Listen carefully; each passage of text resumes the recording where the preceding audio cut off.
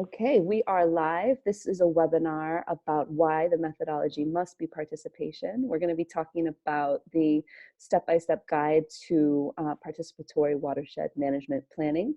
We have a really great group of panelists here this morning who are going to talk based on their experience actually using this methodology in the field.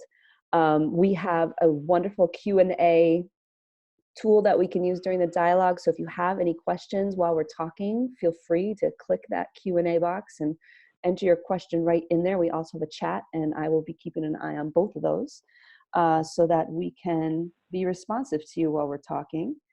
While we are waiting for some more people to join us, I was hoping that each of our panelists could maybe just briefly introduce themselves. That'll give us something to talk about while a few more people join us on the webinar. So Kenton, maybe you could start and introduce yourself, and then quickly do some intros for each of our panelists, okay? Thank you. I'm gonna unmute you now. You are free to speak. All right. Thank you. Good morning, everybody. Welcome to this webinar platform where I'm going to be, having some good conversations with you today about this step-by-step. My name, as it mentioned up there, is Kenson Teus. My background is in sociology. I'm going to talk about a little bit about that, and then also my involvement directly with using this tool. As far as my background, I have experience working in different sectors, different fields, from construction to health. But recently, I've been doing a lot of assessment working specifically in climate change, adaptation, and watershed management. So this tool was used with a project that JPHRO is working on with the Haitian government.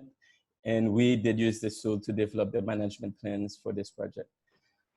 So as far as the connection with that and where this conversation will link each other on the panel is a lot of this work that we did using this tool together. So I'm gonna stop right here, and you're gonna have a chance to know me a little better as we go along. And also trying to manage this time wisely as we all have to share some good content about this work. Glenn, maybe I'll pass to you as far as connection to this work and a little introduction to yourself, and then we can go down the line. Well, I'm a cultural anthropologist. I've worked in Haiti for many years and lived off and on in Haiti since I was a child. And much of my life as a professional has had to do with participatory approaches, working at the grassroots. I had, in terms of this methodology, it links watersheds and land use management to highly participatory approaches at the grassroots, linking those two concepts. And so I was much involved then in creating the methodology. And I think we will be presenting the guide today, a step-by-step guide to participatory watershed management planning. So that is the connection to anthropology and hydrology, water and people. Thank you, Glenn. Another person joining us on this panel is also Joel Timian, who also, without his work and Glenn's work, would not be sitting today talking about this guide. Joel, can you please introduce yourself to the group and also the connection with the conversation we're gonna have today with this work that you all guys did? Yes. I'm Joel Timian. I've been in and out of Haiti since the 1980s. I'm a forest ecologist. My first experience in Haiti was mostly in tree planting, working with community groups out in La Gonave and in the Jérémie area, the western peninsula of Grand Anse. working on nurseries, seed collecting for trees that are used in agroforestry systems. And then I got into the ecology and the conservation of the biodiversity of Haiti. And that's what I'm doing right now, working with IUCN, other groups in Haiti, Société Audubon. So I do quite a bit of work in the conservation field, but I'm also very interested in how natural resources are managed in Haiti. And my participation in this methodology was mostly in the realm of geographic information systems. So a lot of the maps that are used in the methodology I created using different satellite imagery and some of the maps that were already available through the government of Haiti and other sources. But since I have worked extensively with local community groups, I was able to assist in the participatory method of teasing out the information required in order to get a democratically based methodology based on the needs and the perceptions of the people that live within the watershed. And I think that that's what distinguishes this methodology from most of the methodologies that have been developed in Haiti, because they have always been top down, and this methodology is bottom up. Thank you. Thank you, Joel. I think this is something that we're all going to find out today about this tool. It, at the same time, is a great tool for, as far as a scientific basis, also have a very big social aspect that connects it all. We also have different people on this panel that participate at different capacity on developing the tool, testing the tool, and using the tool on a bigger project. Another person we have with us right now is Vernon Joseph, who was also part of this work. Again, talking about the social aspect of it. We just want to hear from Vernon a little bit about how she's doing. Thank you for being with us. And then how did you connect, in particularly with working on this tool? Thank you, Ken.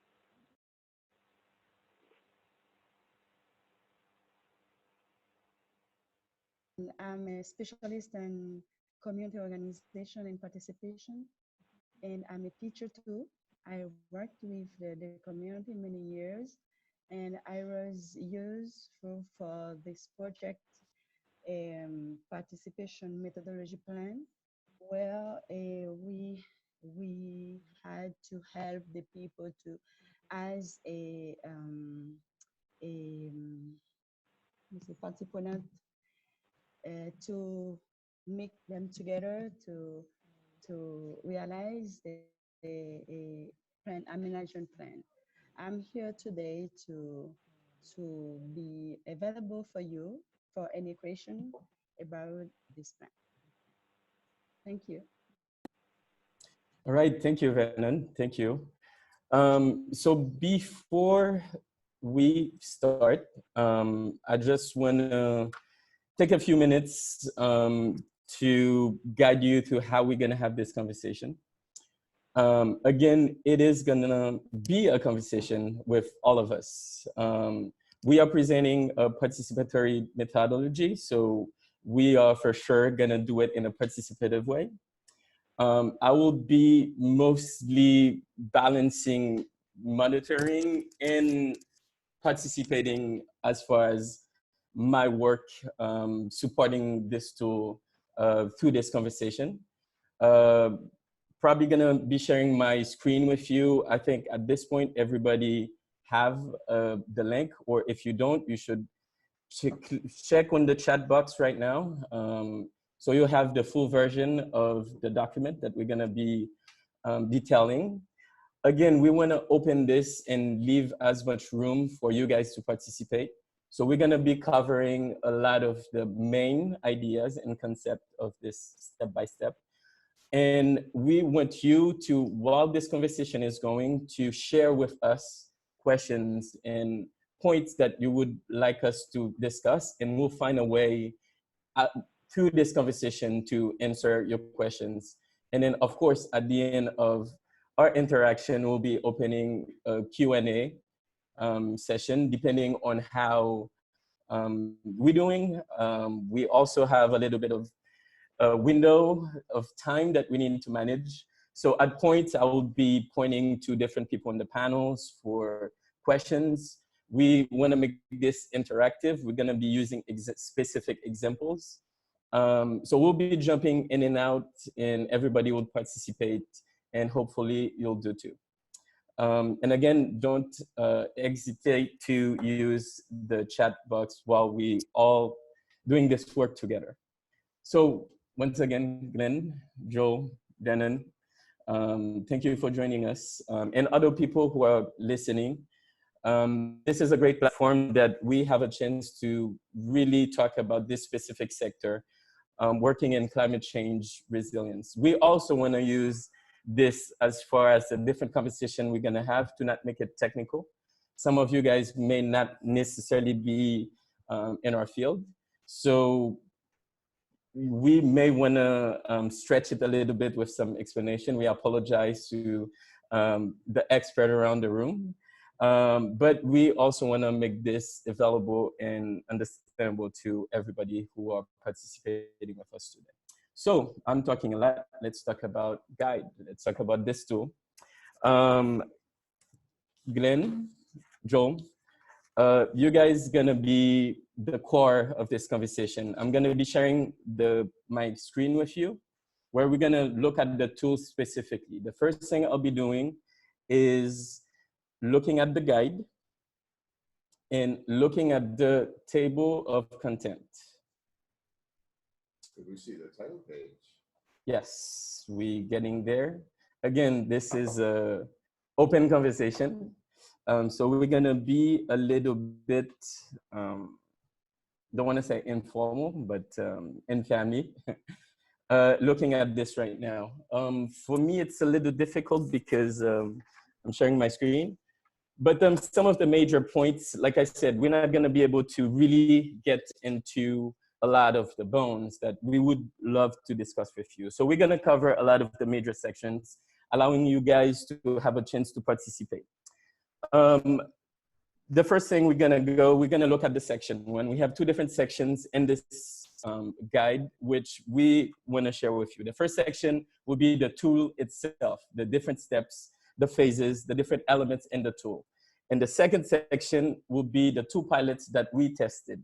And that would show you directly how we use from the developing of the tool directly to the field as far as testing, and then how we also use that later on a bigger scale through this project that we're having in NEEP right now.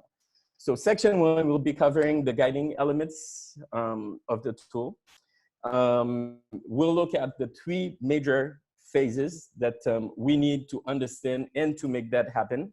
And also some of the annexes that we cannot not look at as far as like images, and to answer some of the great questions that you guys will be asking. So let's start by saying this, Glenn. Let me start with you. What's a cultural anthropologist is doing working on a tool like this? Tell me about this tool. What is a watershed? What is a methodology? Tell me about this. Well, the thing that brings it to us.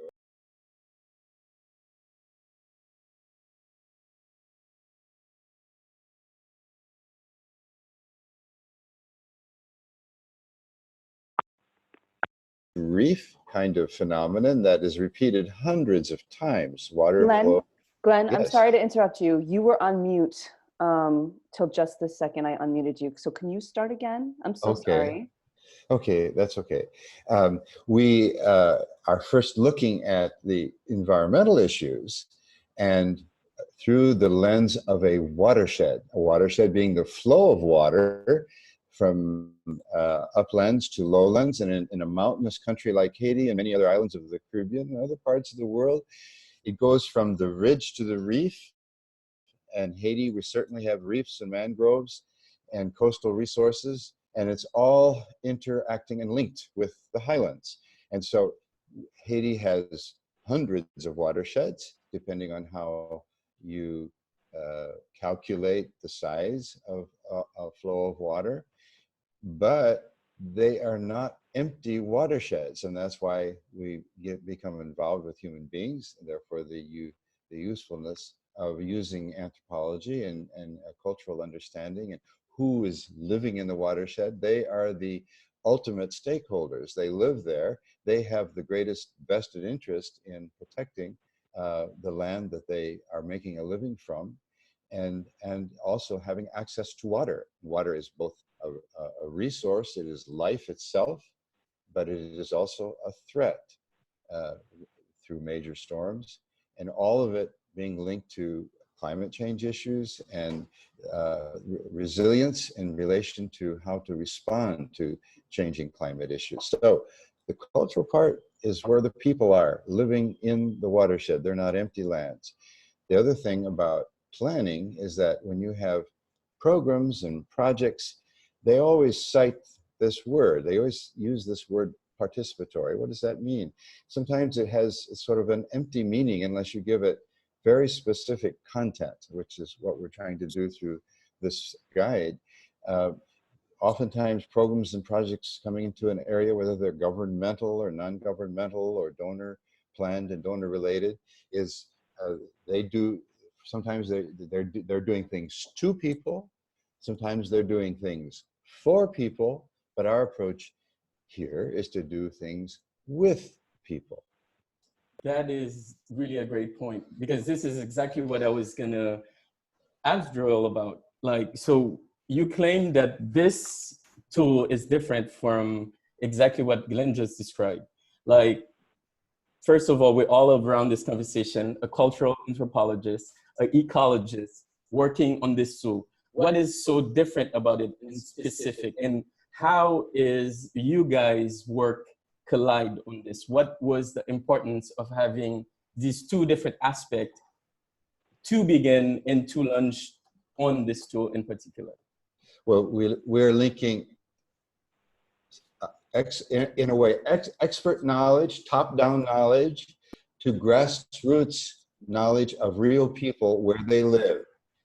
And that's one of the things that makes us very different, because we don't deny the importance of having expert understanding. We use GIS imageries and mapping as a tool for different themes, whether it's the soil types or slope or rainfall or altitude and elevation differences, agroecological differences by elevation.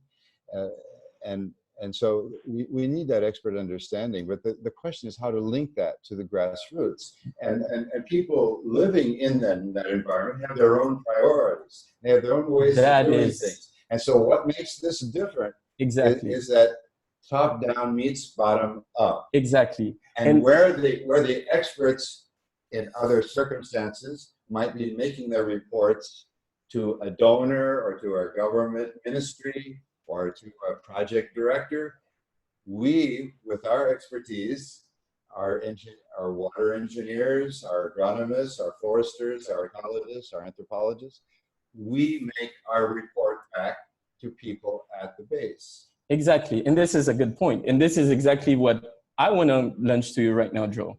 So I know you did a lot of close work with Glenn on this work in the field. I know, I use your tool. So what is your angle on this? How is that connecting to, protecting this watershed that we're talking about? What is different words that is been launching right now? Like what do you mean by biodiversity? What do you mean by we need to protect that? We need to know what it is. Can you please give us some points on that, Joe? Yes. Well, for one, my experience with people in their perhaps elementary understanding of how the native species, the fauna and the flora of these watersheds have evolved over long periods of time, since Haiti as a country and as the mountain first emerged out of the ocean several million years ago. It is hard and difficult for people generally to grasp that time scale. They're born into the watershed. Perhaps it's already been deforested of the trees that were there for a long, long, long time before the people colonized the area. But you have to understand how well the trees, the plants, the animals, the native animals, the lizards, the snakes, everything that you have in the watershed is part of the integrity of making that watershed functional in providing water out of the springs and flowing down the rivers and into the ocean. And unless you do have an understanding of that, you're likely to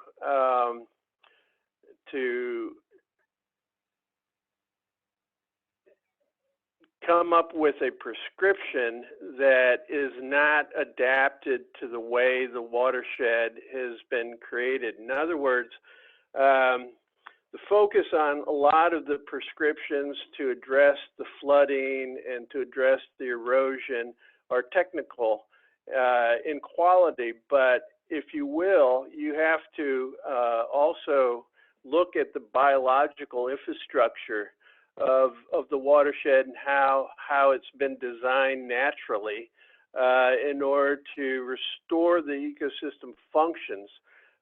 When ecologists say ecosystem services, what they mean is the provision of water, soil that has been created over long periods of time, and we're trying to restore some of that ecosystem service function of a watershed. And in order to do that, you really do have to understand and take into account the assets, the natural assets of the watershed.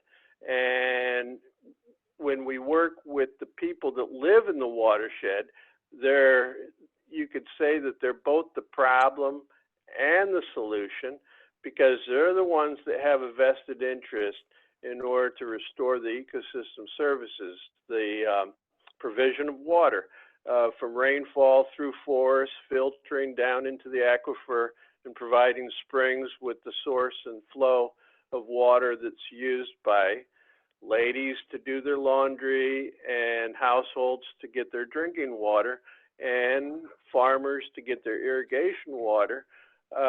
That's all a part of a natural system. And so I guess this is exactly a good connection right now.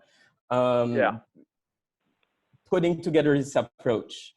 Exactly right now, we lay out the different connection between how important it is to protect that biodiversity and its roles it plays in the watershed, connecting with the social aspect, who lives in the watershed, how is that affecting them? How are they participating in managing that? And how all this connect to different steps and the need to definitely develop this tool on the most participatory aspect and level. I'm gonna start from here to launch this approach. We're clear right now that all this is important to do, how we need to connect the local language, the local knowledge with the scientific piece. We also need to know what they think. We also need to look at opportunity like water, like we keep on repeating that we all agree now that connects to this whole theme. But I think some of the major questions we should move forward asking right now, it's how?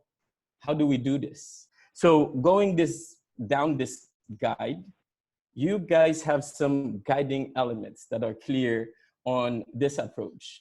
To do all of that, to highlight the importance of connecting all these points for better result, we have some guiding elements. What if we start looking at these guiding elements? Glenn, 7 key to succeed with this thing. How is that possible? 7? How do you explain 7 in 2 minutes? Well, seven is a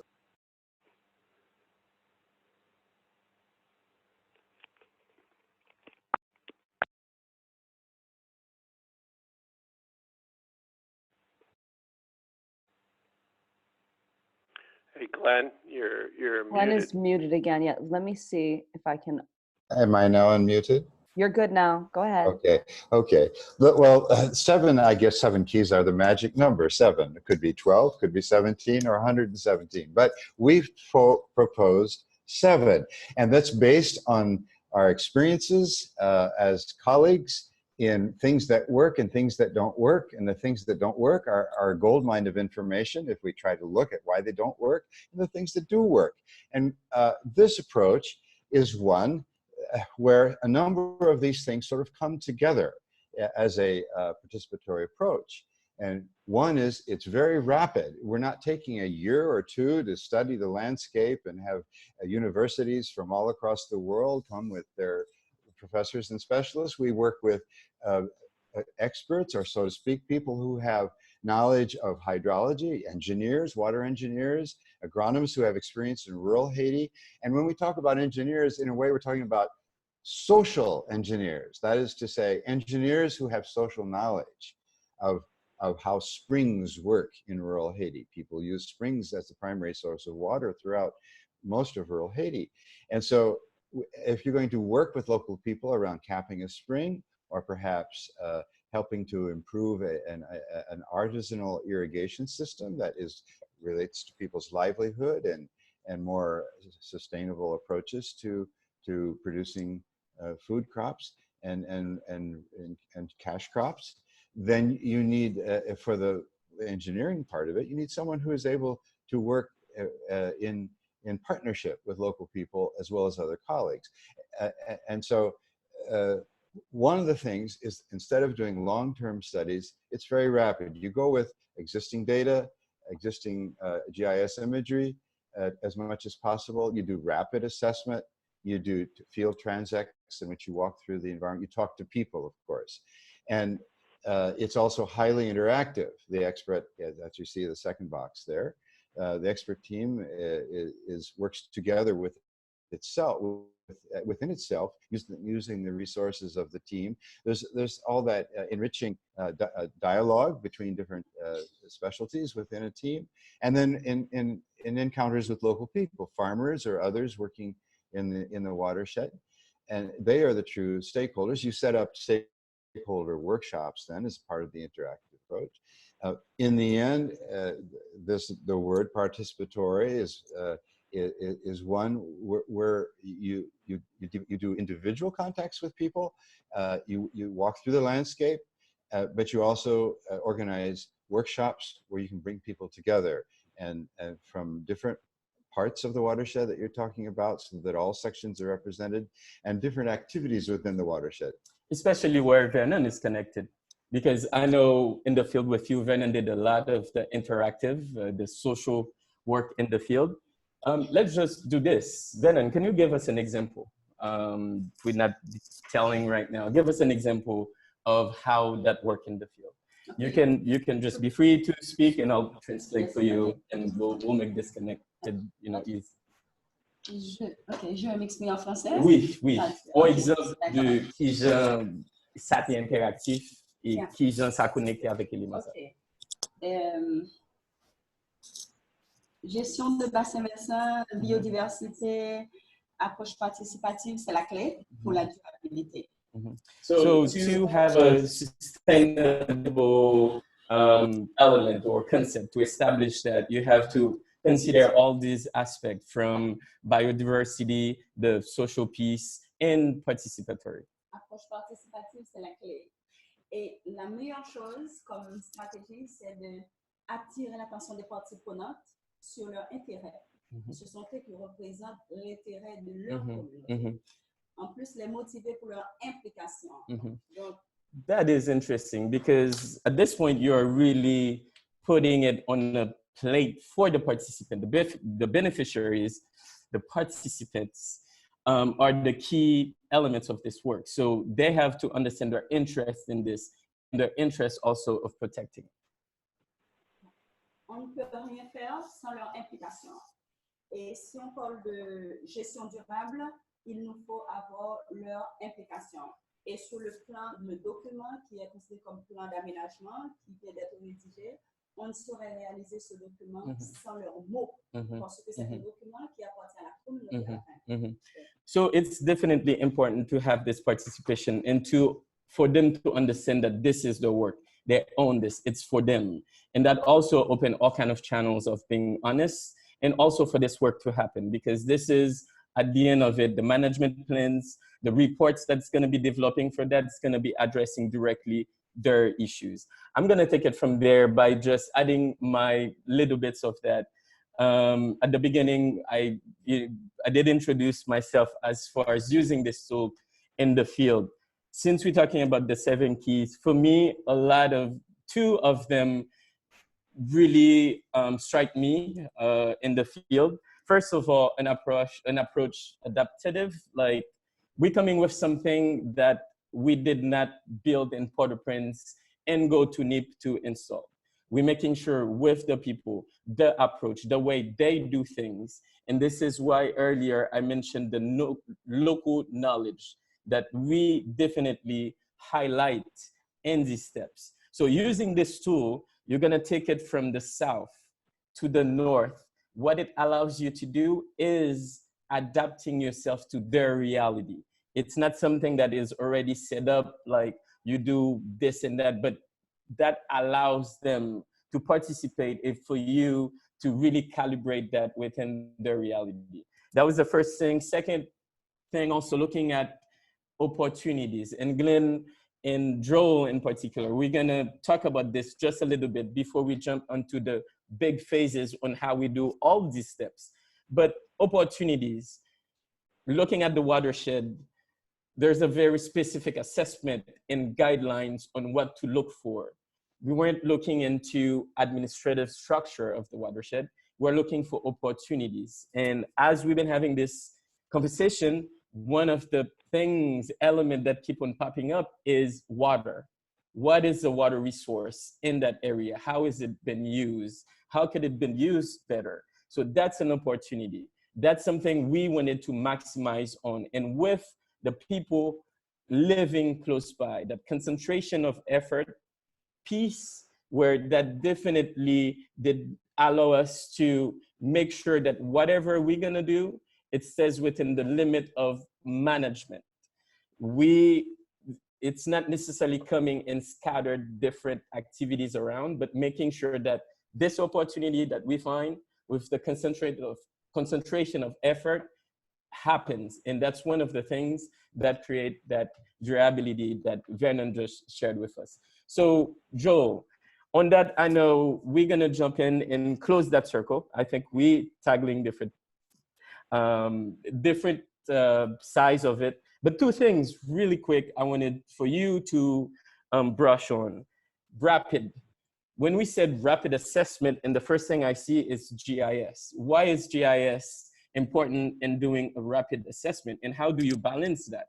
And what's the role does it specifically play in these 7 key elements? GIS is rapid in the sense that much of the information, you look at a map, and behind the map are certain factors, variables, traits, if you will, of the watershed that are already available. And the resources are online, or they're in people's computers like mine. And very rapidly, in a matter of hours, you can create maps that can be interpreted depending on how well you look at a map and see what symbols mean. But in a matter of hours, you can create maybe a dozen maps, one for rainfall, one for the flow rates of the streams coming out of the watershed, one for the slopes that gives you an idea of how what the risks of erosion are. You know, much of the agriculture on mountain slopes in Haiti is not sustainable.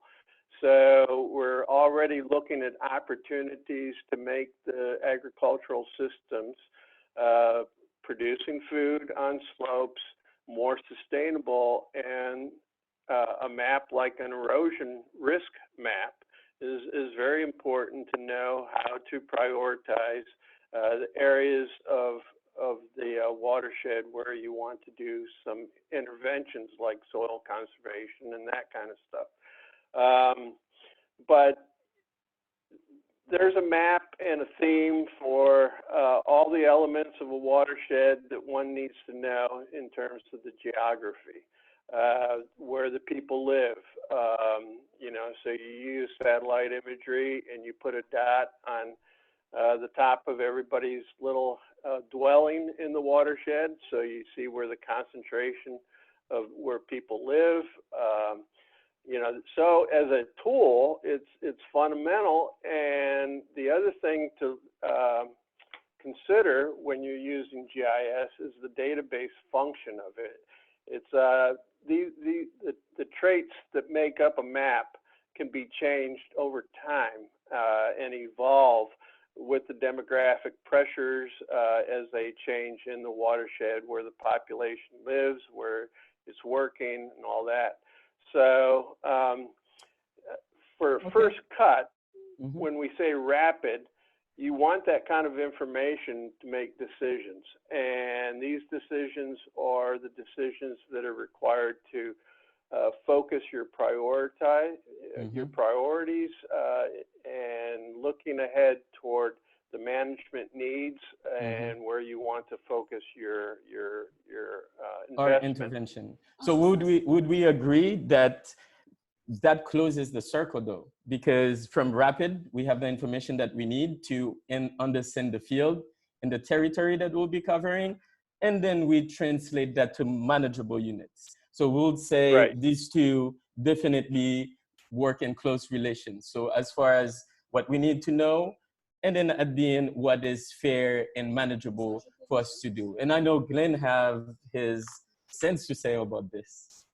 Well, I think one of the things about the maps, so along with the other information gathering activities, I don't know, is that it helps us to understand the environment and where people live and their interests and their activities, but it helps us to look at where the assets and opportunities are, as well as the risks. And one of the things about this approach, and you see it here in terms of targeted assets and opportunities and setting priorities for planning and where you are going to work. Our approach is to work where there's something to work with, where there are assets. Water as being an important one, perhaps tree cover, perhaps the opportunity for tree cover, perhaps small-scale irrigation works, maybe springs that are important to households as well as to agriculture. And so the idea is to look at assets and opportunities as a way to focus your effort, rather than focusing on degradation and erosion as the primary issue. The risk being the primary. You can't avoid the risk, but you can't work everywhere. So where do you work? You set priorities. You work where there is something to work with, and the GIS mapping and the interaction with people and the field transects where people are walking through the specialists are walking through the landscape helps to get a sense of where the assets and priorities are and opportunities are that could become priorities. And there's something that goes along with this in terms of prioritizing. Since you can't work everywhere, because the needs are far greater than what any resources that you might bring to bear or what communities of people might bring to bear. So where do you work? Well, assets being one, but also you can't work everywhere, so you concentrate your efforts. And that's where you get the concentration of efforts. If you're doing erosion control activities, agroforestry, you want to work with contiguous parcels of land where people are working next to each other, not scattered across the landscapes. And so the concentration of efforts is highly associated then with setting priorities based on assets and opportunities. Are we still online? Yes, you're good. I see you. You're great. Okay, because we lost. I mean, you're in the dark, oh, but we can still yeah, see you and okay. hear you. So proceed.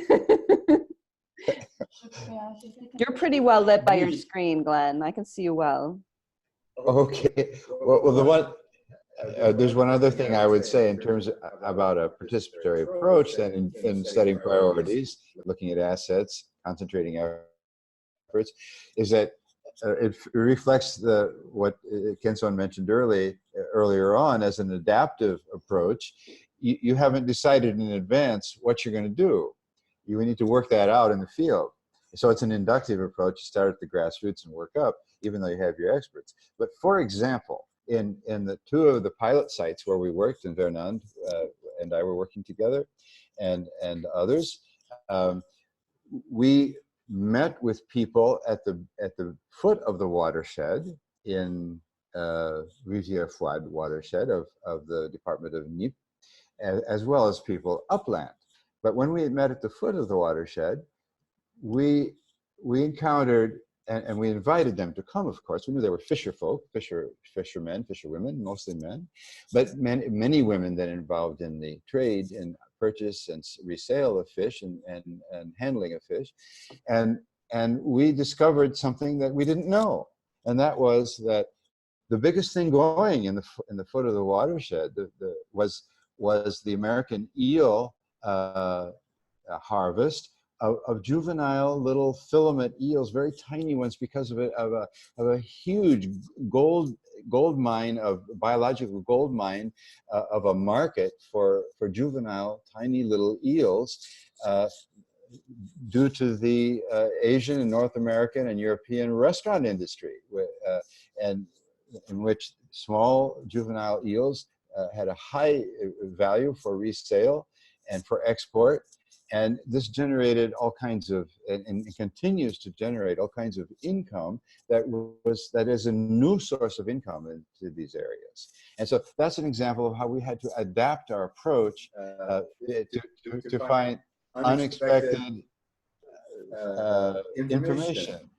Yeah, and all of us who work on different capacity with this tool also have similar experience and examples that we can share, from that to conflicts, management, and, all kind of stuff we find in the field. And I know Vernon in particular, like especially you with the people, when you left.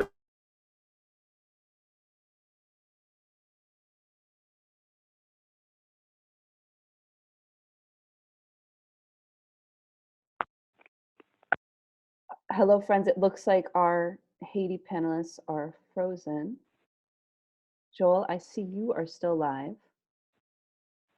Yeah, I'm still here, but I can't hear anybody else. Yeah, they froze. Sorry for the technical difficulties, friends. Let's just give them a quick minute here.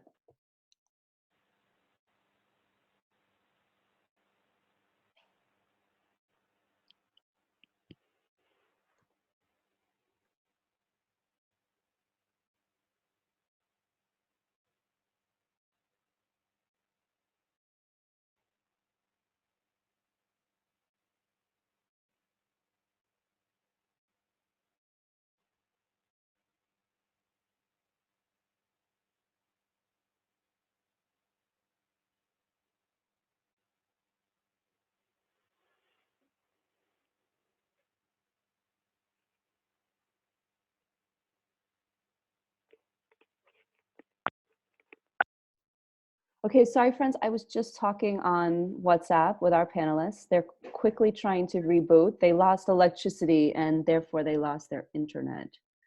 So we're just gonna give them a quick minute.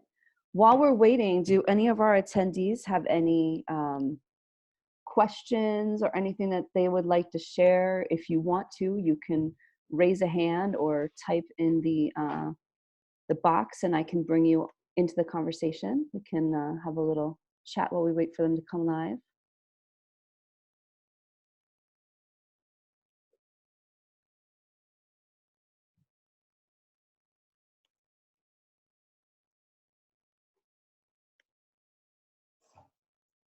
Okay, in that case, if there's no questions, then I would like to see maybe Joel, maybe you and I could talk a little bit more while we wait for them to come back on. We were together looking there at the 7, key steps, and we were talking about the adaptation being such an important piece, and our team has really used that in the field. For you, is there any other of those steps that you feel is among the most important? And maybe you could tell us a little bit why. And I'm going to find out from Gloria on our panel what her question is. Oh, wait, you're muted. Hold on. All right, go ahead, Joel. Yes, in terms of adaptive management and the cultural knowledge required in order to use and work with the local stakeholders, the diversity of stakeholders in these watersheds is pretty incredible. As a forester and person that was interested in promoting agroforestry, for example, tree-dominated perennial polycultures that produce food and fiber in a sustainable way, based on the principle that more tree cover would lessen the erosion rates on mountain slopes, and they're the most adaptable. When you're working with the local stakeholders, everybody has their favorite type of tree, everybody has their favorite type of plant. So you're working with the women on medicinal plants, for example. They can't afford pharmaceutical products at the pharmacy. They use plants on an extraordinary basis in terms of their needs for health and nutrition and remedies to illnesses, for example. So understanding what they work with already, how to put those in the nurseries so that they could increase not only the amount of resources that they have in terms of medicinal plants, working with the carpenters in the watershed. What kind of trees do they need in order to secure their livelihood? Cedrela, mahogany, cimaruba. There's a whole bunch of trees that are very useful for lumber. There's other trees that are that are better for charcoal. Charcoal is a mainstay for a lot of farmers as a side income. Because there's always a cash value for charcoal to meet the demand in the urban market for cooking fuel. So understanding what they need in order for, on the side of sustainable production, that allows you to come in with certain interventions and how to best invest the limited resources that you're going to have to work with these groups. What you're trying to do is allow them to sustain themselves. Self-sufficiency is a hallmark of the small farmer in Haiti. Unfortunately, a lot of the exploitive, extractive resources are no longer there, and you're having to build soil. You're having to build the resources they use to exploit for their livelihoods. And these are all things that you cannot know until you go into the watershed and you participate with them so that you understand their needs in order to come up with certain management priorities, how best to invest limited resources. Okay, all right. I'm going to I'm going to allow Gloria to be speaking if she'd like. Gloria, would you like to ask your question? I'm trying to unmute you, but I'm failing. Can you hear me? Yes. Okay, hi everyone. Morning. I came in kind of late, but Melissa reminded me. Thanks, Melissa. So just to reconstruct, my name is Gloria. I'm at Cornell. I'm working with the H-TRIP organization in Artibonite under agroforestry program. And so I was looking at the chart before. I can't remember the exact name. One of the components of the 7 strategies, I think, that talked about the incentives for motivation to participate. I think it was something about economic incentives or local livelihood incentives. And I wanted to ask if in the location that this work is being conducted, was it ever a case where people at different elevations or people at different parts or areas near these watersheds that their motivations were different based on their livelihood needs? Because I find that, for example, in the agroforestry in the Artibonite, I find that those that live closer to the valley, they are more concerned with agriculture and any kind of activity that will improve their soil or in a way and just improve their livelihood in terms of agriculture. But in terms of planting timber trees or trees for charcoal, they're not really interested in that because their main source of livelihood is agriculture. Whereas those at higher elevations, they're really concerned about just increasing their tree coverage that they can have access to these hardwoods. So I was wondering if in this watershed management program, if in any way this is also a difference. Yeah, there you go, the targeted access and opportunities. Was there a case where people's motivations were different that you guys had to like kind of like adapt to those and just, I guess, use a different approach just to get people to participate more, or was that not the case in the NEAP area?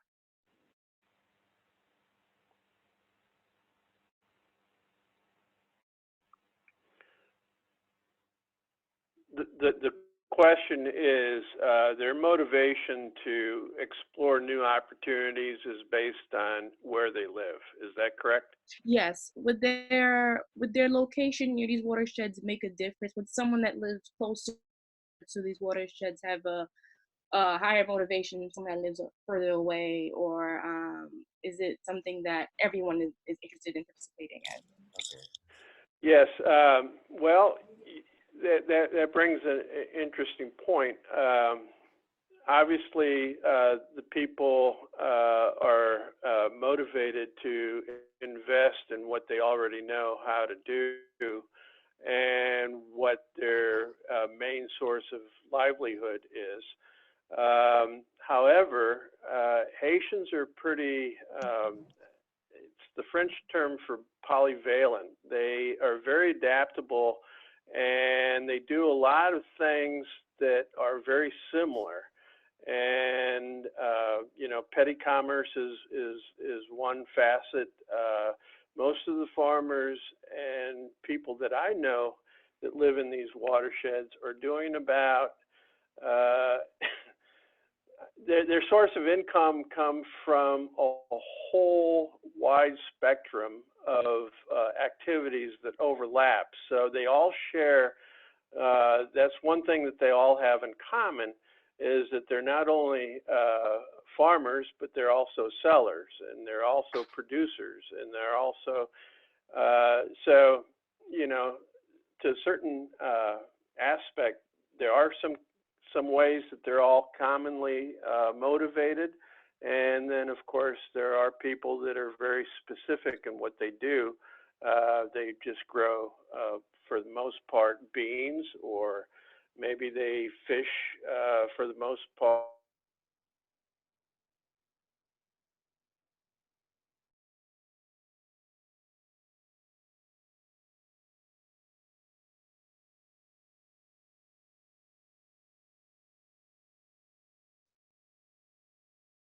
Kilometers in terms of the time that they take to go to market and all.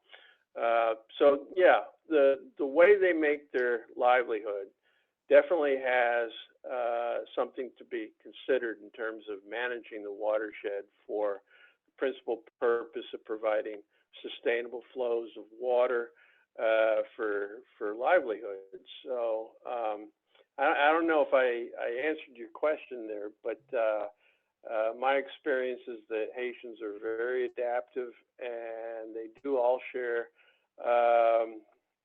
the common search for opportunities to earn and generate more income. That's no problem. Thank you so much. And if you allow me, I would add just a few, a few words on this. Like I said, my contribution using this tool was working on a series of watershed.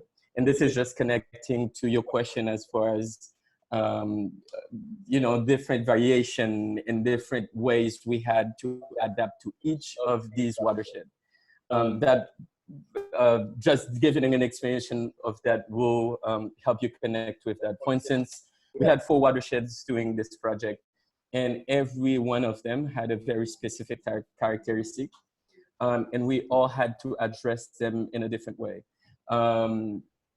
For instance, yes, one of the things we're gonna look is how they make their living. Livelihood is very important because as far as the social aspect is concerned, we need to make sure that this is untouched, and they also see opportunities in, making that maybe in a more constructive ways in some sense. So it's coming to respect what's there, but at the same time, understanding the reality of every aspect of it. And this, when we're gonna, for instance, look at the pilots, you'll see the intervention that we'll be doing up there is different from down there. There may be distance between them, but it's how these are connected. So yes, on a medium-sized ag business, this is actually would be great, because understanding what's there as far as the livelihood and how the alternative or opportunities in the area can connect to that or maximize that as far as revenues and stuff like that. So that's a good way that this tool also help understanding and adapting to the reality of the watershed.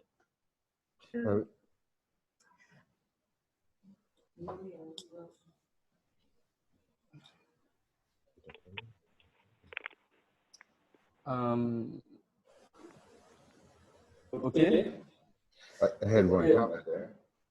Glenn, you want to add? I want to just move. I think a lot of these questions are coming, also understanding the steps on how we do this. So without losing, we had a little bit of a break there, without losing too much time, and to keep that conversation going, we're going to talk about the steps. And these steps really going to answer some of the questions on how it happens, how we do that, how do we prioritize that for everybody who's saying participatory methodology, why we are talking about ORS and how that work, and exactly to follow up on the kind of questions that we just got as far as moving forward with the next step of this guide.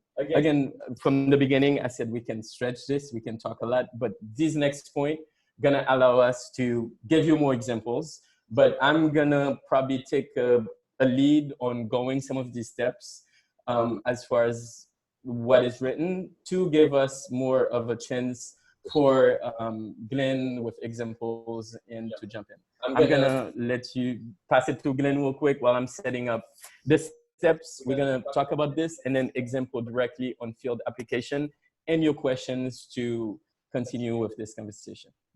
Glenn. Just one quick comment. I'm not sure I saw the question that you were answering, and I don't know where that question is, but what I wanted to say is that livelihood is at the heart of it. These are not empty landscapes. People live there, they make a living, they use the land, they use the resources. And so it's not, for example, planting trees because that's a nice thing to do. It helps to protect the environment, which is true, except that won't happen unless people have a livelihood reason to plant trees. And so livelihood in a situation of that we're talking about with participatory approaches is at the heart of it, helping people making a sustainable living. Yes, so exactly how we do that, Glenn. We talk about the major steps. I have two things here I want to project real quick to just talk about this. I think one way we can look at it is this table right here. So the 3 steps. First of all, I'm going to do a watershed management effort. What do I first do? How we select that site, and how do you balance the skills? How do you explain that? What skills do I need, and how do I do that? I think that's going to give us an opportunity to also understand the different degree of understanding not only the reality, but also matching that with the expertise. Going to the steps, again, just to give you guys a big overview and to catch on time. Going to the steps, we start from site selection. We select the watershed, and sometimes going all the way down to the sub-watershed. From there, there are very specific reality of what's there that we're trying to highlight. Working the first phase of workshops with the participants in the field to gather that first insight, that local knowledge, how things work here. From there, we have the second phase, and we can go over it a little bit. That goes more into what we call the rapid assessment. This is where our experts come in. This is where Glenn did a lot of walking, and Joe did a lot of picturing and testing in the field. This is where Vernon had to talk to a lot of people. This is where, in a short amount of time, we had to gather as much information as far as knowledge goes, balancing that with what we got from the first phase. And that is usually a very interesting phase. We're going to talk about what skills specifically do we need for the phase. Who did that? Who could do that? How do we set up who does that? All these are good questions from that phase we can talk about. But then after that, what do we do with this information? How do we validate it? For who is this management plan? So all these are questions I think we can roll in the little bit of time that we have. I think that can give us like a little bit of idea on jumping in. So I'm gonna ask the questions. Vernon's gonna start with me. So the site is selected. We talk about GIS importance at the first level. We talk about how there's a whole step that, you know, we go to the legal ways. We have to work with the Haitian government to say this is where it is, all the different institutions. But then we, on the site, we have GIS. What is the first thing we do? Who do we talk to? Who are these participants? Can we launch with this real quick, and then we'll just cascade that to the second phase? Glenn and Vernon, I don't know how you guys are gonna do this, but Glenn, I have the GIS, you have a group of people in the field. Who do you go see? There are a couple of things, among many. First of all, you want to get a sense of what the landscape is all about, not only from up on high, from satellites, from air photos, from drone imagery too, but also on the ground. And so you walk through the area, and you talk to people, and you talk to fellow team members. That's a first step to get familiar with the watershed and the environment. You, as a social scientist and community outreach person, anthropologist, you're also looking for key informants. You're looking for different profiles, different users of the landscape and its resources, and where they live, and in the different ways that they interact. Some are farmers, some are traders, some are maybe agribusiness people, some are charcoal makers, some are raising animals, animal husbandry. Am I lost? No, you're good. You're good. Okay. I just wanted to. No, I mean I don't hear the sound. How do you? I can hear you. Okay. How do you talk to these people? Should they talk to you? Okay. Oui. La première stratégie, tu pars de la crête à la mer. Ça veut dire que tu ne rates rien géographiquement. Et on salue les gens. Prince Léon. Et pourquoi, qu'est-ce qu'on vient de faire dans la zone? C'est ça là, pourquoi il nous parle de qu'est-ce qu'on vient de faire en Némoupo?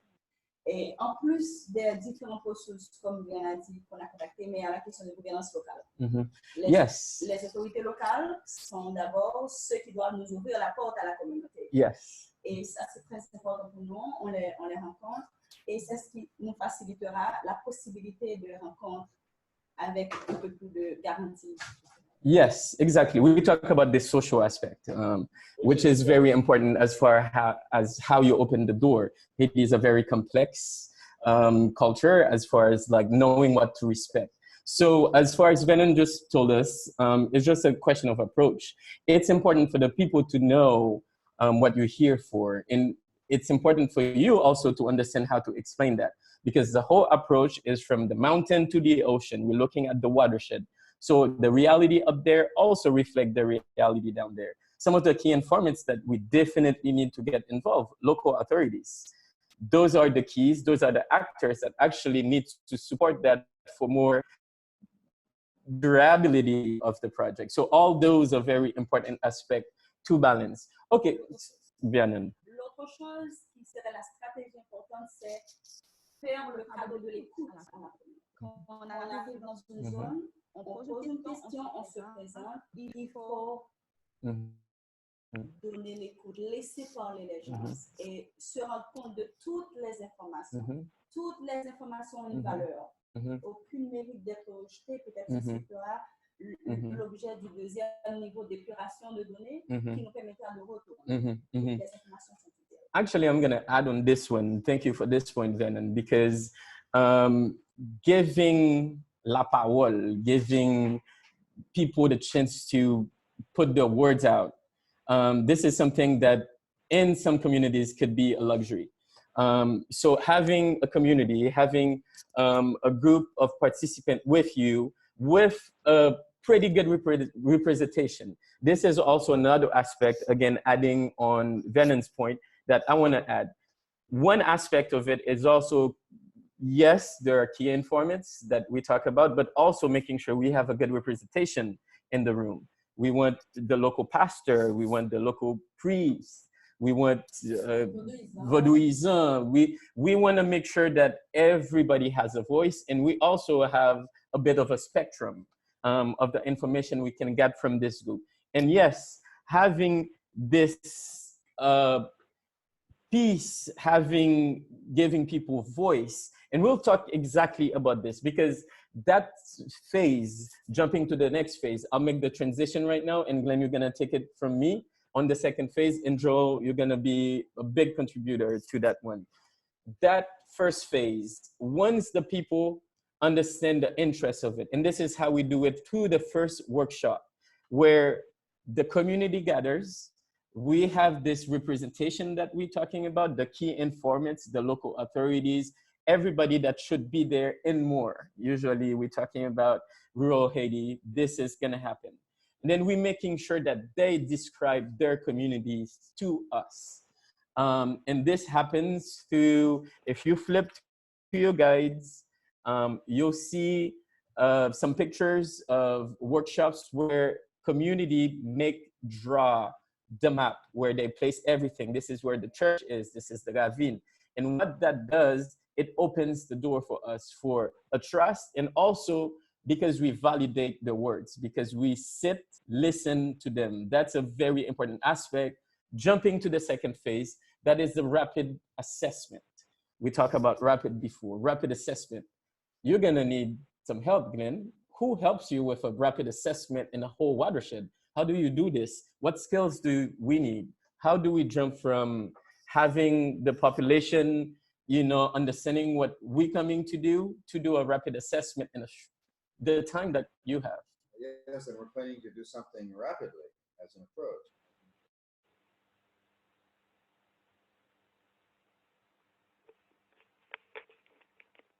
Expertise, so it would be an agronomist.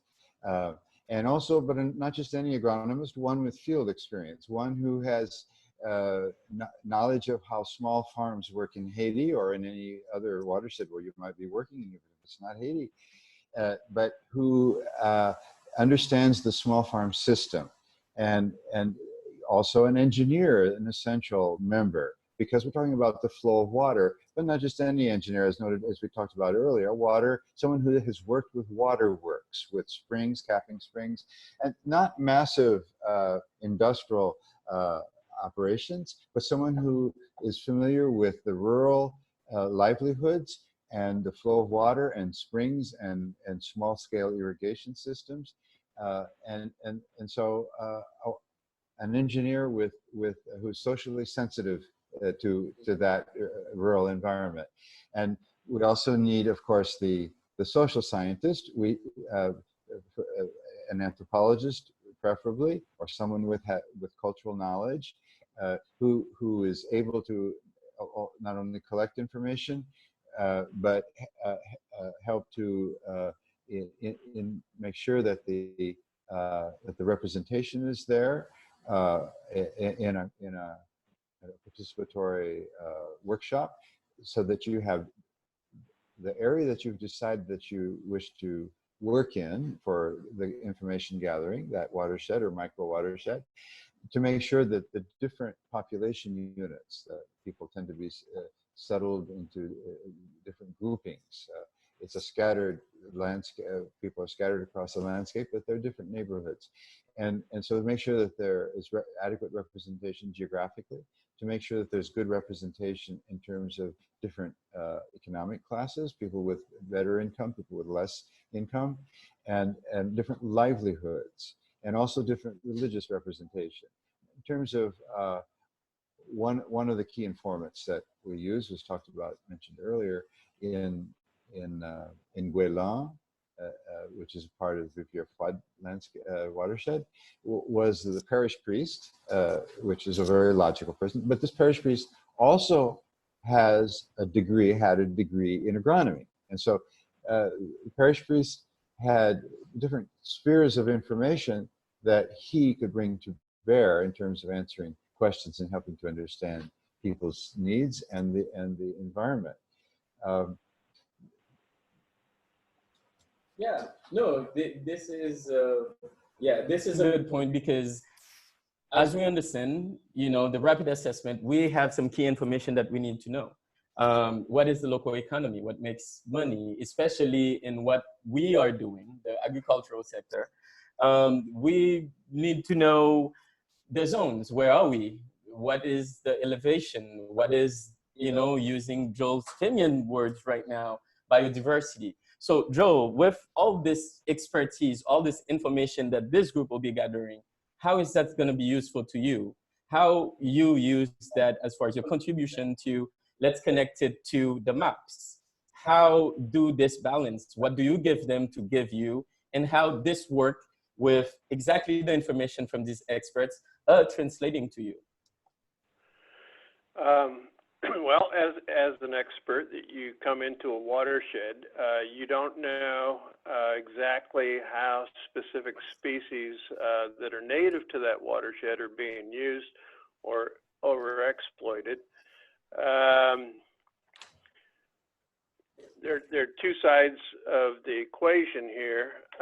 One, if you know the reproductive capacity, for example, of the American eel, and the American eel is being over-harvested because of its economic value, very lucrative to sell young eels, but at some time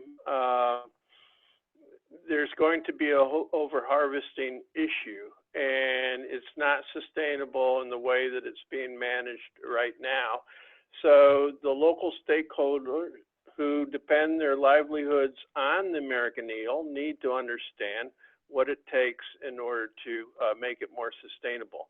That requires both a biological understanding of the species in question, but then it also requires an understanding of how people exploit the resource. And you go through the trees, you go through the medicinal plants, you go through the elements of the soil, they're all natural resources that require an expert understanding, but at the same time, you have to understand how it's going to be used in order to figure out what the carrying capacities are, what the capacities for exploitation are, and what elements of the management plan need to be put into motion in order to make it more sustainable and improve the livelihoods at the same time. So the rapid part of it requires a deep understanding of the culture. It requires the language. You have to speak Creole if you're going to do this properly in Haiti. And you're basically buying an invested amount of time for a limited amount of time. In other words, the expert has already invested a significant amount of time with the knowledge base, and now you're translating it to be for it to be adaptable inside the watershed with the participatory approach. And the participatory approach is the bottom-up approach. It's where the expert meets the person that is both the solution and the problem in the watershed. And in order for these solutions to be put in motion, you have to understand the problems, and you can only understand the problems from the people that are living in the watershed. So, you get at this point, we have all this information to draw us to, again, the big couple words we've been throwing around, the management plans. So let's stop for a minute, considering the little bit of time that we have. Real quick. Okay. So first section, we know we had to identify key people. We know who they are. We have some work we had to do. Now the teams went to the field, informations are gathered. Joel provides some maps. We have some directions. But as far as my understanding, we did not have a management plan yet. Do we come back to them? How do we connect to this? I'm just gonna do better by also trying to start answering that, but at the same time giving some very specific points on how do we move forward with all this information. With my experience, we know going to the field, you go to a field with a health project, you have requests to do a school, you have requests to plant trees. How do you manage the need, the expectation of the population, because they have great needs, and what you bring in, yes, that conversation and all of that, but how do you make sure that you prioritize then with all this information, with all this participation, with all this adaptation, how do you make sure you prioritize them? What works that happen, how this process happens. So as we all gonna chip into this a little bit, this is also the time where we're gonna probably take a couple questions or some more comments if people would have to add, as we also coming down at the end of our time. But we also wanna point out that all of you guys have this tool. A lot of the aspect of it that we should have and wish we had the time to cover was looking specifically at the two pilots. So that will really answer a lot of the points that we already made, a lot of the complications, challenge that we did face, and all that translate to from this tool to the pilots that we did. So Glenn, how do you prioritize a project with all this need, after all this work that you've done? How do you write this management plan? Well, first of all, the needs are in every sector that may or may not be environmental per se. And so in the interactions with people, you want to always retain the focus on things that have to do with managing natural resources and making a living in the physical environment. And so that helps to focus how you approach the management plan, the writing of it. But the other thing is, what you come up with in the end from the two workshops that you see in the methodology. The first one is a way to understand the watershed, And the second one is to establish priorities. And so on the priorities, let me give an example of something that you end up having a practical basis for working together. And the plan is participatory, but many of the solutions also require collaboration across garden lines. But let me give an example. We've talked about the American eel. We've talked about, that means the coastal area.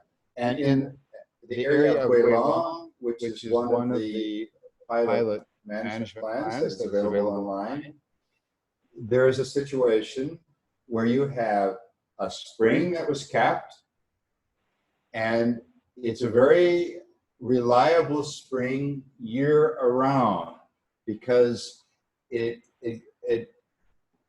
follows water that was collected many kilometers away but stored underground and flowing underground through limestone formations. And so this water, despite this changes in season, is consistent. And below that, immediately below that water, that spring, are wetlands. And the wetlands are being used already for rice production, but without any improvement. No canals or any way really of ensuring equitable distribution of water. Next to the wetlands, of course, you have the coast. In this case, these wetlands are very near the coast, but between the wetlands and the water, the seawater, are mangroves.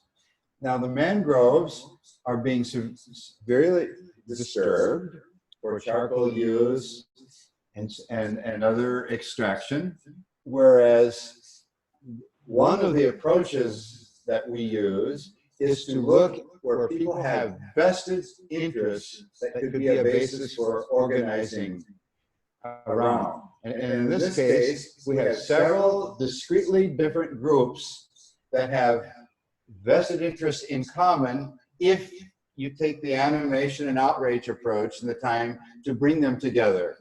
That could result in protecting the mangroves. But why would we protect the mangroves? The ecologist says there are all kinds of good natural reasons, protecting the environment, protecting them to do so. But people have to have a livelihood incentive in the situation where we're working. And so the mangroves serve the fisher folk because they are incubation grounds for fisheries. The mangroves, in fact, serve the farmers growing rice in the wetlands because the wetlands are affected during the northerly wind season that whip up seawater and burn the rice. They have every interest in protecting and expanding a buffer zone. And so here is a set of circumstances that give you an opportunity to organize around that serves livelihood needs and protects the environment. Isabel has a question. Oh, Oui. Oui, allez. Et oui, alors, pour compléter la réponse de Glenn, c'est que c'est important, à partir de tout ce que Glenn vient de dire, dans ce genre de réalité, d'essayer de combiner les atouts de la réalité, de la communauté, plus le comportement des personnes qui sont les parties prenantes. Ça, c'est un défi quand on arrive. Donc, on doit savoir que le Nord fonctionne différemment de l'île. Comme département, ce sont des communautés, mais l'approche doit être une approche différente de celle de l'autre zone. Et autre chose importante qu'on pourrait faire, c'est parler les gens de leur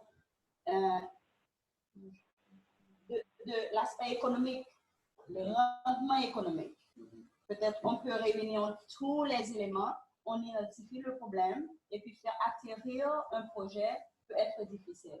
Donc l'aspect rendement économique Et puis, le changement de comportement, on doit le comprendre comme un processus parce qu'ils ont une habitude de fonctionner. Ça, c'est quelque chose. All right, so Vianen is connecting with what Glenn just saying. So that balance that we talk about, working in a specific community, this refers back to the 7 elements we talk about. So first of all, you need to adapt it to their reality. That is important for them to know, because a change of their behavior or behavior changing is not something easy to do. So it's making sure you highlight that. And then the other aspect that is very, very important is livelihood. It's always good for that effort, because coming with this alternative, that knowing that is secure.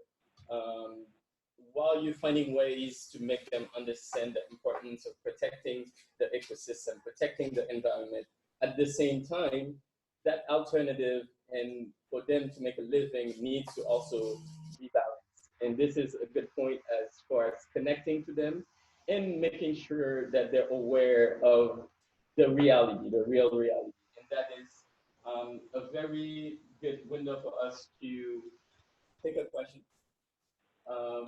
We have, okay, so we're gonna take a question right now, and all the questions that you guys will have. We'll have 5 minutes, we take a little bit of your time, 5-10 minutes to cover the last points and receive some questions. And then from there, we'll keep the conversation going.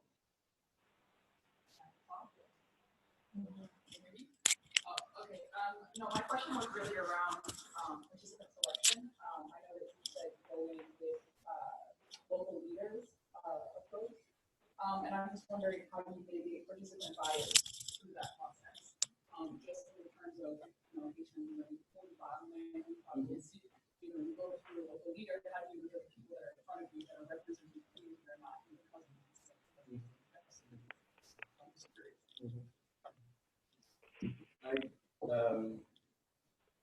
I can thank you for the question, Isabel. I'll start with the specific experience I had using this tool, and especially in an area in NIP called Plaine de Baconois.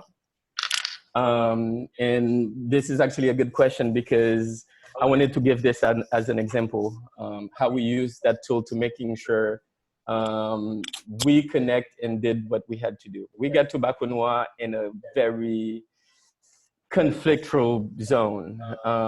It was right after local elections. So 2 Kazakhs are fighting for that position. Well, not getting into the details, we had to know some of the details, but basically one got elected, the one thought it wasn't fair because he was there before and it was unfair elections. But one of the bigger guy who is a relative of, one of them basically put them in, in the position, which you can understand how that creates a whole series of effects, because everybody had their people. And I remember getting there, I did the field prep work, to do that, trying to meet these key informants. And some of the ways we usually go is up, down, and then we go down, up. So I went to the mayor's office directly, explaining the project, and he was the one warning us about Baconois. You guys going to Baconois? You know what's going on? So we had a little briefing. So as far as that, again, you have to use your environment to understand and know what kind of strategy you'll be using. But for us, what we did, we basically give everybody their right role in this project. We didn't say you are the Kazakh or you are the Kazakh. We went visit the first group, and we met with all his people. He knew we were coming. We made sure that we are here about the interests of the population. We make sure that they know we are talking to everybody. So we come here with something that we want to participate and do with you. So this is for the people. We talk to the Machan, we talk to the priest. At the same time, we just come from the mayor's office. The Direction Départementale know we here. So it's opening it up to as many channels as they understand we have. Talking to one, and then go talk to the other group. We did the same thing, treat them with respect. I know this for a fact. doing our first 2 workshops, it was the first time for a long time we had these 2 sit around the same table. Yes, we had to do some extra effort for that. Just a clear example.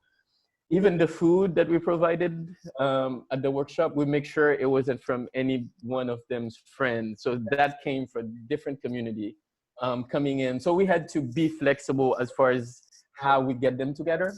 But by the end of the day, we all agree this is the priorities. Again, because remember the first step of it is them presenting their communities. I think that put them, give them that respect that they all deserve and wanted to really participate and share with us. So from there, it was a balance, but we're flexible and easier to work with them for the rest of the process. How you did the participant invite list for the workshops? How many people were there? Yes.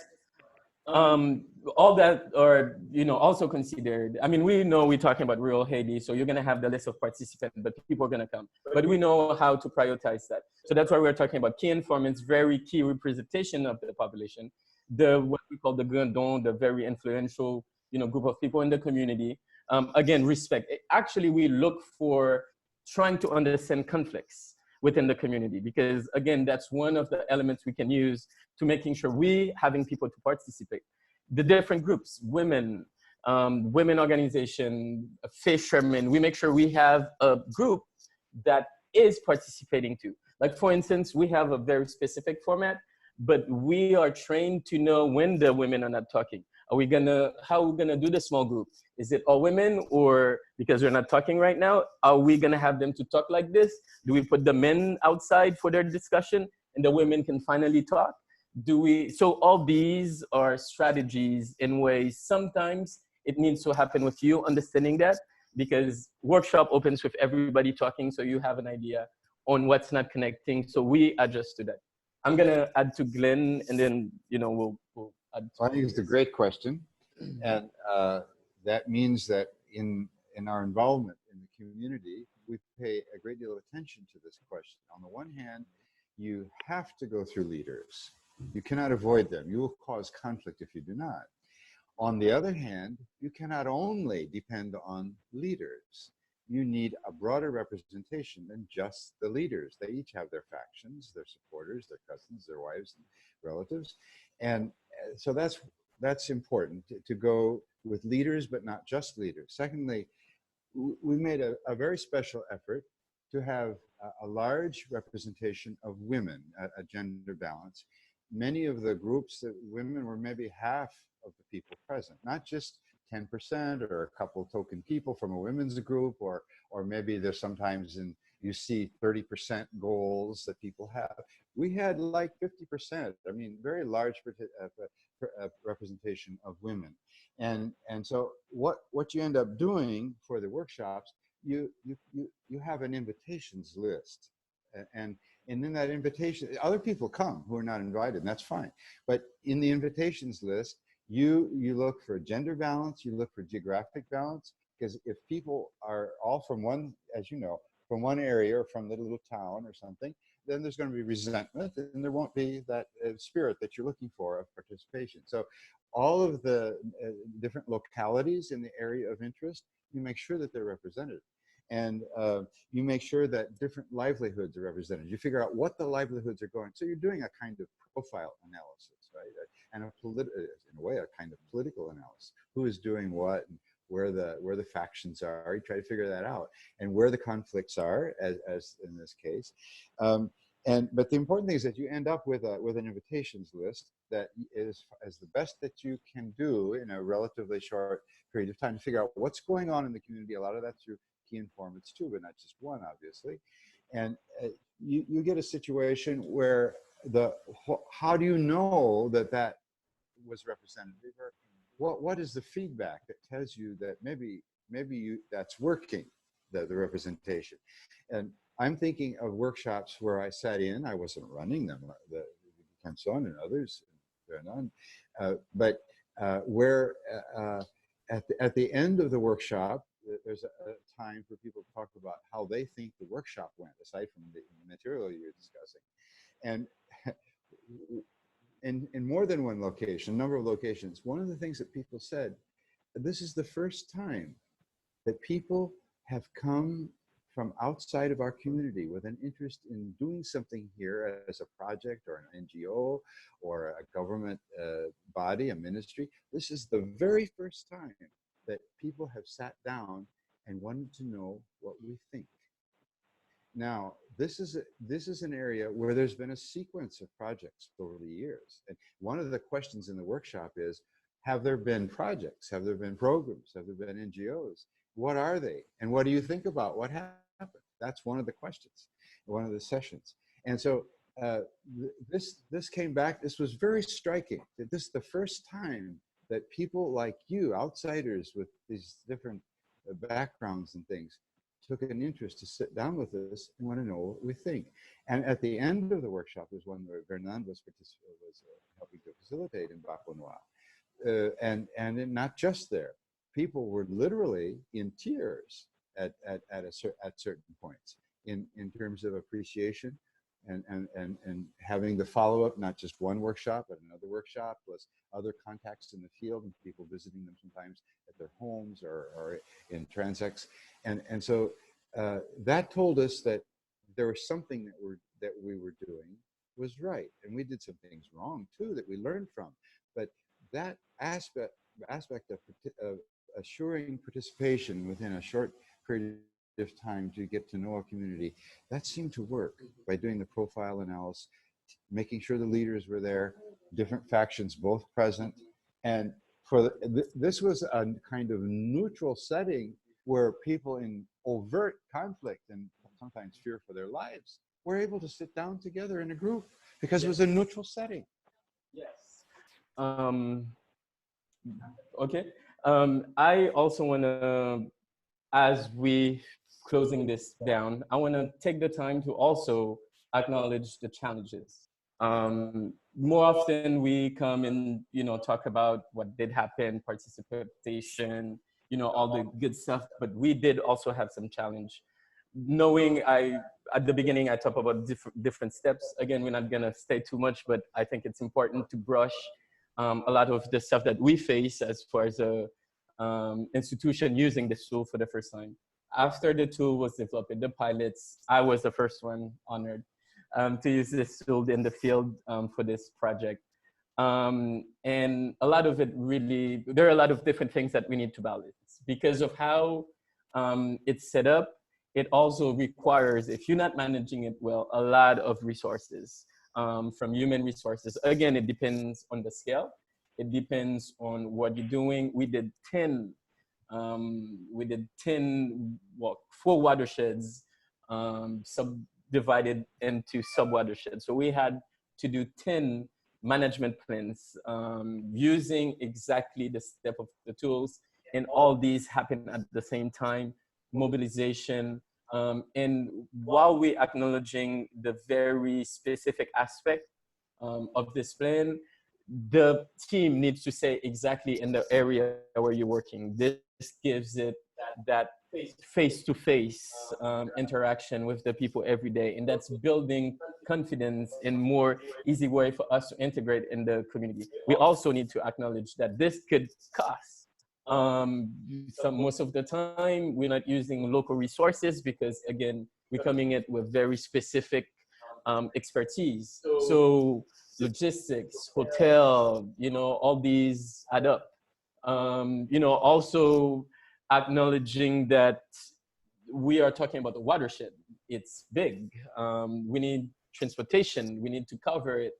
Again, we're doing something rapid. So for us, we also had the obligation to move very fast and forward doing this work, but there's a lot of elements on it that is very important to understand. And as we talk about adapt to whoever is using this tool, adapt to the reality as far as operation management goes. We also did after action on this. Again, I will brush real quick on this.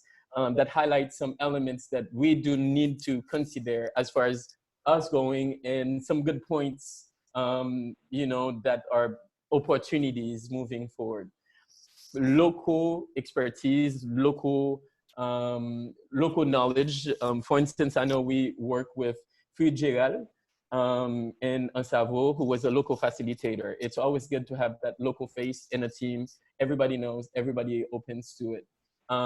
We would prioritize local recruitment as far as the skill is there. Again, on a logistics way, on, you know, again, depending on the scale of what you're doing, all these are good, important piece to consider.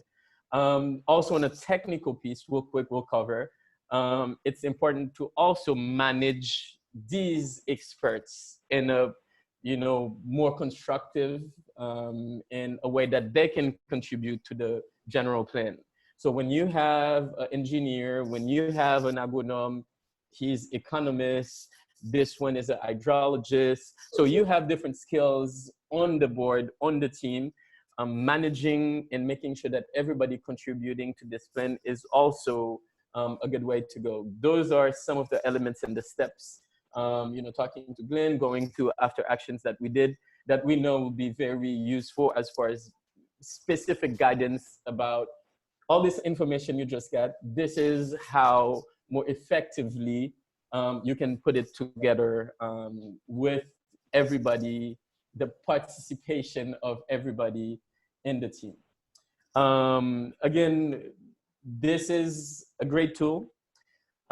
Thank you, everybody for participating with us. I'm just gonna say thank you to Joe. I'm just gonna give you 1 second to just, you know, say your last word, and I'll get to you, Glenn. But before we go, one thing that is important for us moving on with this webinar platform, we want you guys to please share with us ideas for the year to come. What is next with us? What do you want us to talk about? Who do you want us to put together? So please share with us. You know, we all together, we all coalition members. So please reach out to us about something we may not even be thinking about, but you know, that we can prioritize and line up to our calendar for next year, as we're gonna have many, many great webinars to come. So Joel, Simeon, merci en pile, thank you. Last word from you, real quick. We already take the time. Last word from you, real quick. Yeah, the other thing, in terms of coming into these communities and working with the watershed people, the stakeholders, we come with our own bias. We come with our own ideas of what would work and what won't work. But in the end, for it to be sustainable, the stakeholders have assets that can come alongside of this toolkit in order to make better opportunities. A case in point, you know, I've been in Haiti long enough to know that planting millions and millions and millions of trees is not going to solve the deforestation and environmental problem of Haiti. However, the small farmer have their assets that can come alongside our approach and create a synergy that is greater than either the donor or the stakeholder can provide. So that's what we're looking at, is how to add value to the assets that are already being used in the watershed and create a more sustainable livelihood. Thank you, Joe, and we are honored to have you with us, and looking forward to keep working with you. Glenn, real quick, okay. You know, we cannot not, you know, let you say the last word. How would you close this? What is next? Well, first of all, when you become involved in a community, it's very important to be there and try to understand it, and who the stakeholders are and what their different vested interests are. And you want to look for assets that you can organize around. One of the issues in rural Haiti is am I offline? Okay. Is that it's a landscape full of individual agricultural operations, and even within those, they're fragmented. And so, for something environmental to happen, you have to work across people's farm units, and you need to find some key, some hook that brings people together, and that is economic opportunity. And so you need to find something that you can organize around, and then the follow-up involves, the plan doesn't simply go implement itself. It belongs to the community. They've gone through this process. It has helped to focus their thinking and priorities for partners that want to work with them or for themselves. But many of the follow-up activities involve a special effort to bring people together in an ongoing participatory manner. Otherwise, the participatory plan is not worth much if it can't be implemented, and also implemented in a participatory way. Exactly. Bon, on a laissé le dernier mot à Vernon. Merci encore d'avoir participé avec nous. You know, the woman needs to say the last word. Thank you. Mon dernier mot, c'est de dire à tout le monde que l'approche anthropologique pour atteindre nos projets est très importante. Dans chaque zone où l'on passe, on doit savoir qu'il y a des nuances de fonctionnement des communautés qui varient d'une zone à une autre. Ceci dit que l'approche inclusive qu'on arrive dans une zone est très utile et intelligente aussi pour un technicien, quel que soit le domaine. Et on doit, ça, c'est accompagné du respect pour la communauté. Et on doit être vrai aussi dans ce qu'on vient de faire. Ça sera toujours un défi en face de nous. C'est à nous d'être convaincants et d'atteindre l'autre. Et on ne saurait parler de gestion de bassin versant, etc., qui inclut toutes les ressources, tous les atouts des personnes, des parties prenantes, sans mentionner rendement économique. Et ce sont très souvent des agriculteurs, des personnes qui vivent de leur rendement personnel. Donc, si on vient pour un échange et compréhension, ça, c'est la clé importante. Et en un mot, on ne saurait rentrer dans une zone sans tenir compte des autorités qui y dirigent et qui pourront nous aider à être plus confortables et nous protéger en quelque sorte, parce que c'est très piégé certaines fois. Thank you. Thank you, Vernon. As Vernon reminds us, the inclusive approach is key. And this is really an advice to everybody that's working in the field, not just development field, looking at Haiti, and especially looking at this tool when it comes to watershed management. These are very important elements to consider: livelihood, incentives to revenues, and the inclusive approach, the anthropological aspect of we do. Thank you everybody. And this would be my last word by just saying, go on the side. The link is there for the tool. Reach out to us if you have more questions. And we're also gonna have more material, and we'll have more material on the website for you to visit. Please leave us comments and what you think. And we all know that this work, we are recording this, and there's a report and file that's gonna be following this. Again, thank you for your time. We took some more of it, but it was for a good cause. Thank you, and see you all guys next time. And send your ideas, Thank you very much.